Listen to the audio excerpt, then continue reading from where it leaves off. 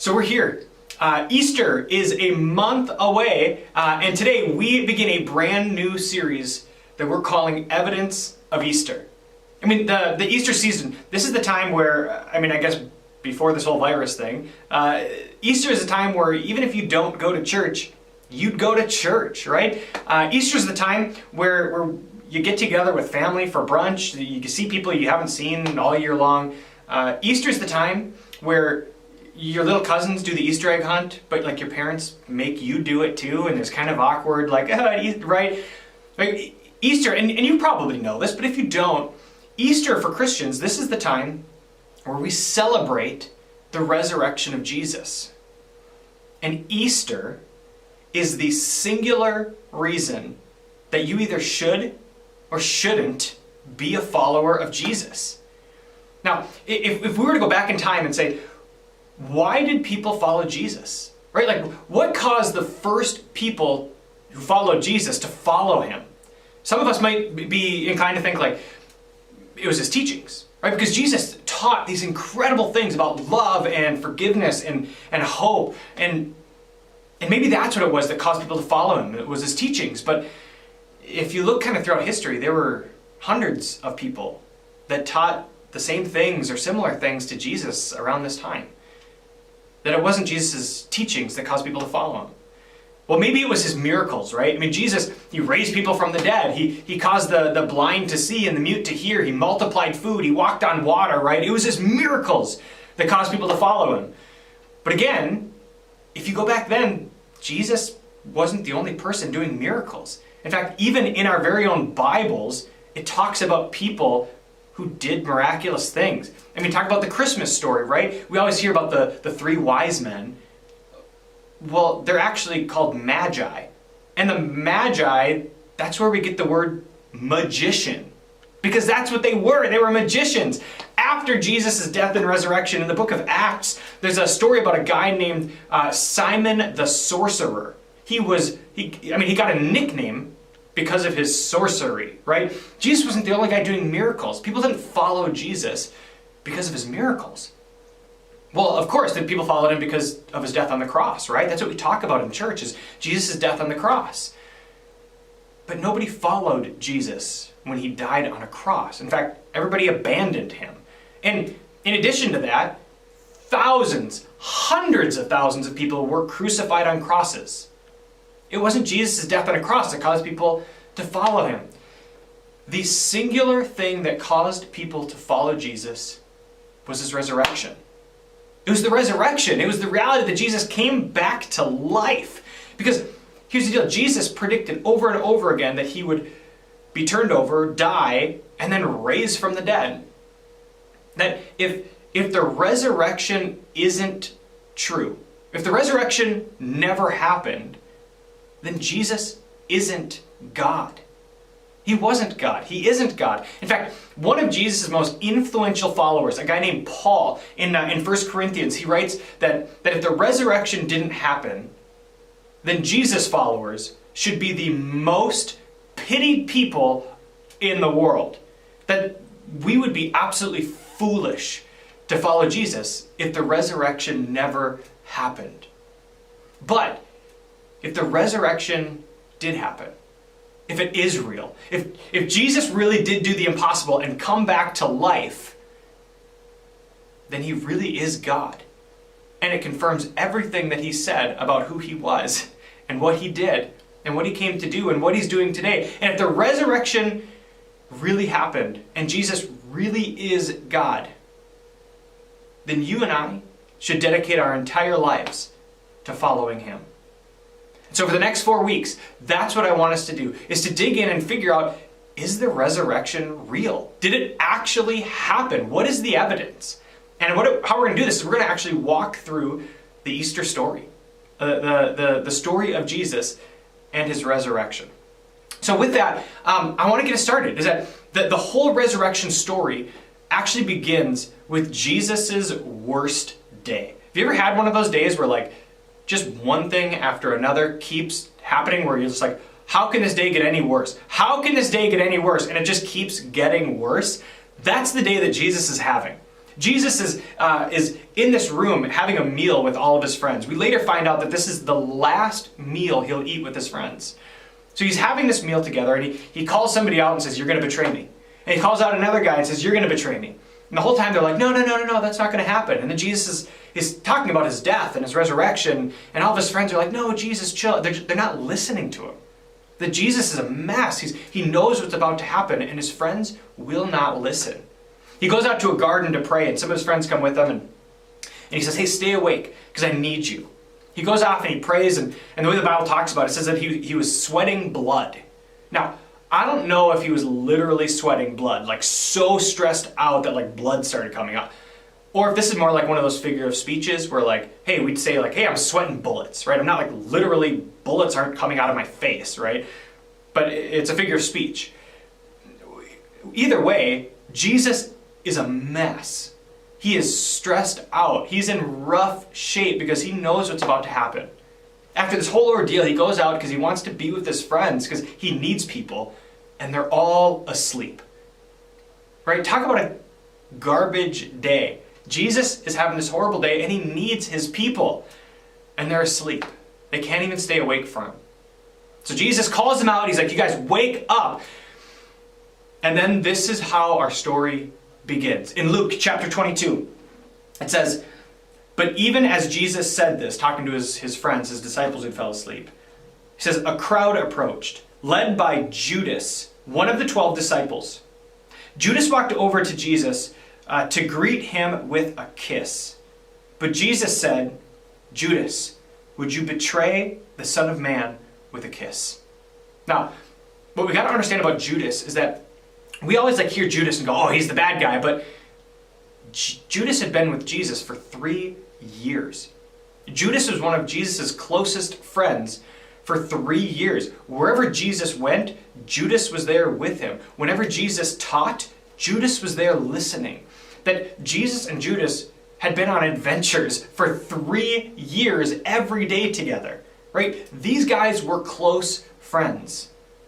And it says that Judas came up to Jesus to like greet him with a kiss, which maybe sounds like a little bit weird to us now, but this was like the equivalent of, now we'd like, when we see a friend, we'll give him a big hug or give him a fist bump or like, maybe you got a secret handshake or something, right? It's a sign of friendship, right? It's like a gesture of friendship. And what happens here, what we see is that this close friend of Jesus is going to betray him with a gesture of friendship, right?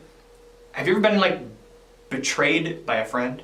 And not like, oh, they said something mean about me, but like it ruined a relationship. I mean, we've all had that moment, right? I mean, I can think back to some of the worst like betrayals in my life. And looking back at it now, it's like, oh yeah, that was awful. I hated that. But like remember back to like the 10, 20 seconds when you first really realized you were betrayed. Like, can you remember that moment? Like for me, when I think about those times, like every time that betrayal hit, it was like you're just like in this dream world, right? Like you're in the middle of a nightmare and you're not thinking straight. Like the rage just builds up in you, and like what do you want to do? You want to kill the person, right? And if you don't want to like kill them because that's too violent, like in the moment you wanted to maim them for life, right? Like give them a black eye, rip out an earring, kick them right in the shins. We wanted to hurt them because they hurt us. Like the betrayal is deep. And have you ever been with a friend the moment they got betrayed? Maybe by like a girlfriend or a boyfriend or, have you ever been with someone? And like, what do you want to do? You want to stand up for them, right? You want to like be there and like rally around them and like fight on their behalf because you see the betrayal. And when this betrayal of Judas to Jesus happens, all of Jesus' other friends are gathered around Jesus. They're watching this happen. And check out how they respond. It says, when the other disciples saw this, because they were there, when they saw what was about to happen, they shouted, "Lord, should we fight? We brought swords." And one of them struck the high priest's slave, slashing his ear off. Now, when I hear this, these guys got it right. You just betrayed my friend. I'm going to start hacking with a sword, right? like I hear this and go like, yeah, that's how I would have responded too. And I think that that's kind of our gut reaction in the moment. And like what happens next, Jesus, after the guy's ear gets hacked off, Jesus says, he says, no more of this. And Jesus touched the man's ear and healed him. Now, when I used to hear this story, like I thought this was like, like in my brain I got the picture of like the pasty white, long-haired, chill Jesus who's like, everything's great and fun and love people and it's wonderful. Hey, your ear got hacked off. Oh, no problem, bruh. Heal. I used to think this was just like chill, but this isn't like Jesus being Zen. Like that's not what's happening here. Jesus is actually making this profound declaration to what it means to be a follower of Jesus in the midst of betrayal. What Jesus is showing us in this moment is that as Jesus followers, when we get betrayed, when we face violence, when we face evil, we don't respond with revenge. We don't respond with violence, with a sword, right? We don't respond with rage. We respond to betrayal with healing. I mean, think about this. When Jesus is looking around, he sees that there's something broken in Judas. He sees that there's something broken in this massive crowd that came with Judas. And he sees that there's something broken even in his disciples, his close friends gathered around him. And what Jesus is showing us here is that the only way to fix brokenness is with healing. Brokenness doesn't get fixed with more destruction, it gets fixed with more healing, which is going to be important as we talk about the resurrection. So, from here, the story kind of shifts gears. The whole story is focused on Judas and Jesus up to this point. But from here, the story shifts and actually focuses in on a different friend of Jesus, a guy named Peter. So I'm going to pick up the story. Here's what happens next. It says, so they arrested Jesus. Okay, so this crowd, they arrest Jesus, and they led him to the high priest's home. Now, this is interesting to me because they didn't bring Jesus to a jail. They didn't bring him to the governor. They brought him to some guy's home. So Jesus is in a house. He brings him to the chief priest's home, and Peter followed at a distance. So Jesus followed the crowd, or Peter followed the crowd.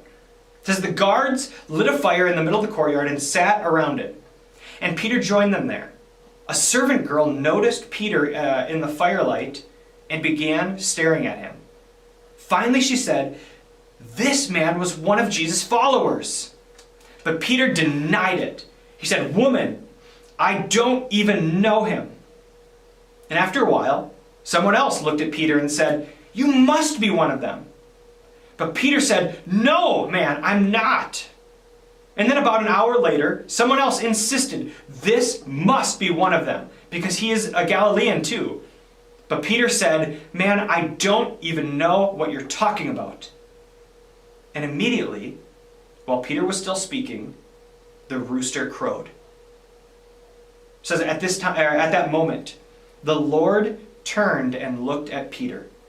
Suddenly, the Lord's words flashed through Peter's mind. "Before the rooster crows tomorrow morning, you will deny me 3 times that you even know me." And Peter left the courtyard, weeping bitterly. Now, can you imagine, what's going on in Peter's mind when this happens? Can you, imagine this playing out where, over the course of just a few hours, Jesus tells Peter that he's going to deny him. Peter says, no, I'm not going to deny you. Then he goes on and does the very thing that Jesus said he would do, right? He denies Jesus 3 times. Can you imagine the burden that Peter was carrying in this moment? Can you imagine the guilt and shame that he felt the moment he heard the rooster crow? And I get it though, because again, it's easy to paint Peter as the bad guy here, but let's just be real. If Peter owned up to it, if Peter was like, yeah, I follow Jesus, I'm with him, what's going to happen to Peter? he's going to face the same thing that Jesus is facing. He's going to be arrested, and he's going to be crucified. Of course you deny it. Of course you don't want to be associated with the criminal on trial, right? Peter denies Jesus 3 times. Now, when I've read through the story in the past, I've always missed something. And it's a small little detail that matters to the story. That I used to think that all of this happened while Peter was like far away or like at in another city or just doing. But Peter's right there. He's in the courtyard of the guy's house. That Peter is trying to be one of the crowd. He's trying to just blend in, to fit in. He's just trying not to be noticed. But he's right there. To the point where it says that all Jesus had to do was turn his head, and he was looking into Peter's eyes. Man, I picture myself as Peter, and I can't even imagine the amount of guilt and shame he must have felt in that moment. But then I picture myself in Jesus' shoes, and imagine the weight of betrayal from 2 of my closest friends, where I've been abandoned, I've been left alone, and my own friends won't even be there for me. What a moment. This is how the Easter story begins. But it raises one question. What does any of this have to do with the resurrection? Right? That's what this is about. That's what Easter's about, is the resurrection. What does this have to do with anything? And it's actually kind of simple. Because, like we said, if the resurrection never happened, then Jesus was never God.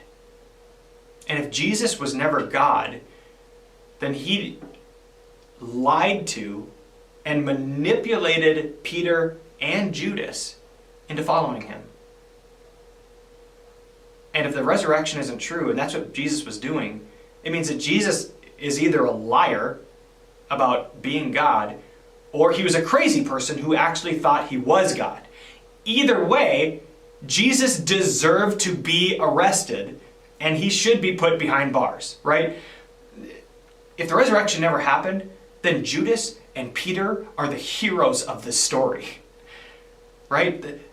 That's the reality if the resurrection never happened. But if the resurrection is true, if the resurrection is real and Jesus really did raise from the dead, it means that Jesus really is God. And Peter really did deny and betray God. Peter really did turn his back on God. And God was still willing to give his life for Peter. To me, I read this and go, I know people, myself included, who carry guilt, who carry shame, who feel like their past is too gross or too messed up for God to actually love me anymore, for God to actually care about me, for God to actually see that I have value. And yet when I look at the story and I see what happened with Peter, if the resurrection is true, and he was willing to die for Peter, one of his closest friends, who turned his back on him at his most desperate hour, there's hope for me. Now, if you look back at church history, what we learn is that Peter, after denying Jesus 3 times, after betraying his best friend, after walking away and weeping bitterly in the courtyard, just a few days after Jesus resurrects from the dead, Peter has this encounter with the resurrected Jesus that completely changes Peter's life. That from that moment on, Peter devotes his entire life into following Jesus.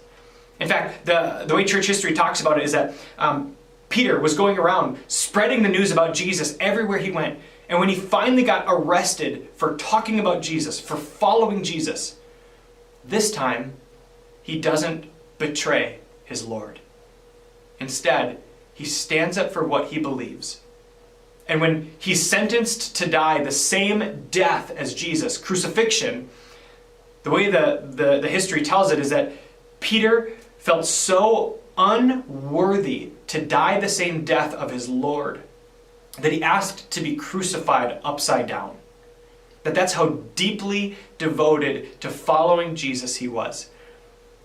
That once he encountered the resurrected Jesus, he realized that he really was God and really was worth giving his entire life to following. And that's where I want to leave us, is that if the resurrection is true, if it really happened, then Jesus really is God. And if Jesus really is God, then you and I should dedicate our entire life, should devote our entire life to following him. Today, if you are not a follower of Jesus, if you've never taken that step to cross the line of faith and say yes to Jesus, I believe in a resurrected God who is alive, who loves me and values me. If you've never taken the step to say yes to Jesus, I want to invite you to do that today. To pray a simple prayer of saying, Jesus, I give you my life. And from this moment on, to live your life in relationship with him.